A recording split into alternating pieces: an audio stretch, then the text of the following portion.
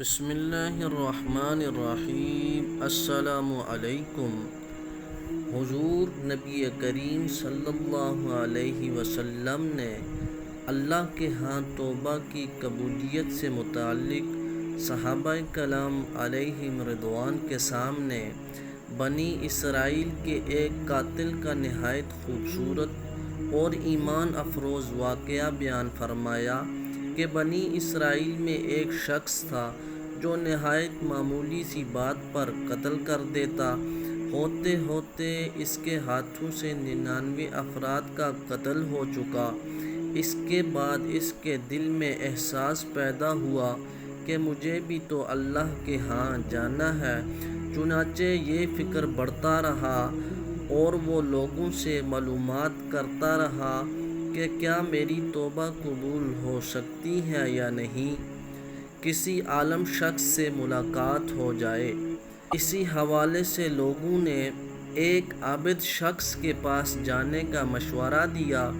اس شخص نے اس کے پاس جا کر مسئلہ معلوم کیا کہ کیا میری توبہ قبول ہو سکتی ہے اور کیا میری مغفرت ہو سکتی ہے، جب کہ میں نے 99 انسانوں کو قتل کیا ہے۔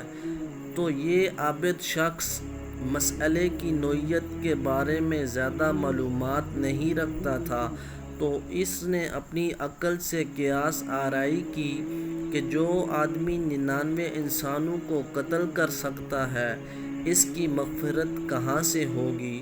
چنانچہ اس نے کہہ دیا کہ تیری توبہ قبول نہیں ہوگی۔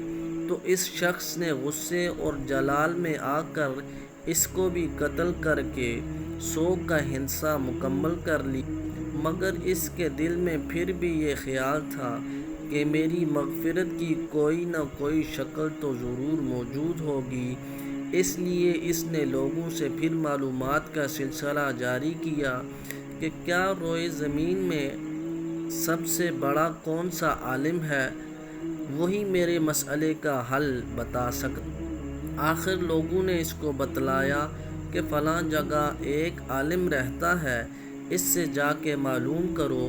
چنانچہ اس نے اس عالم صاحب کے پاس جا کر اپنی زندگی کی ساری کارگزاری سنائی اور 100 آدمیوں کو کس طرح قتل کیا، سارا کارنامہ سنا دیا۔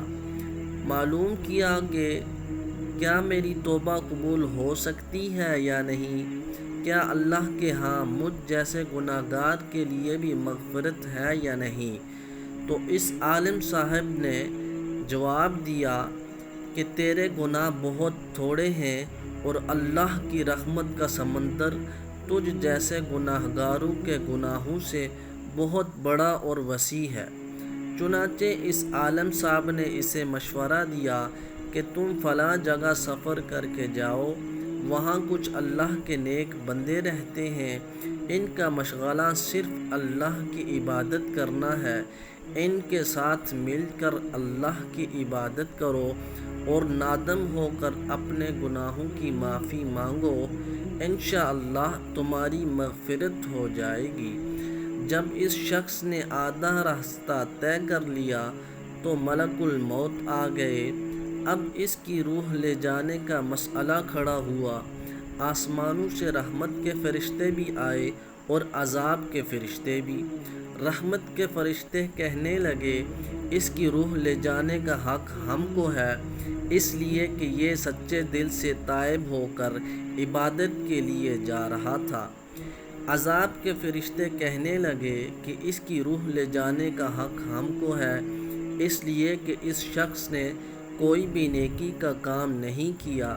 اسی دوران آسمانوں سے ایک فرشتہ آیا۔